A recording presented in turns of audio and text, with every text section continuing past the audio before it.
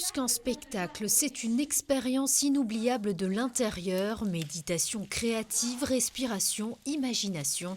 Sandra Meunier, thérapeute, propose un spectacle-jeu pour les enfants dans les écoles, dans les centres médicalisés ou encore dans des endroits propices au calme.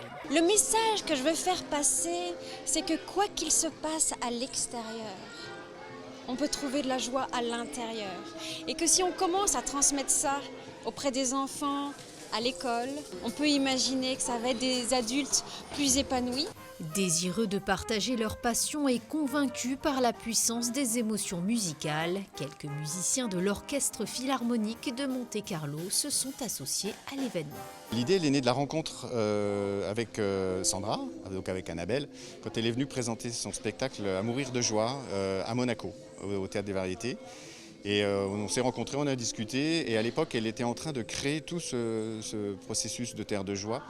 Et on s'est dit peut-être avec de la musique ça pourrait un peu embellir et décorer toute cette histoire. Et on a travaillé, ça fait 3 ans qu'on travaille sur ce projet, et voilà, c'est comme ça que c'est né. Les enfants étaient invités à vivre des instants de joie individuellement ou collectivement, à échanger et à développer une aptitude au bonheur.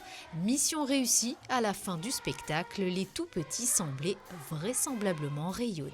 J'ai trouvé que ce spectacle était bien réalisé et que ça serait bien de recommencer pour d'autres enfants, pour d'autres élèves. Ça m'a donné de la joie.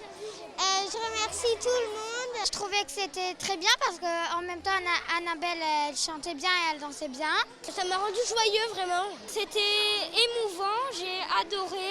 J'ai ressenti de la joie. On remercie Annabelle et les compositeurs de la chanson, c'était vraiment trop bien. J'ai pensé que c'était vraiment génial et pour les enfants aussi qui sont malades, c'est bien. Et des pensées collectives.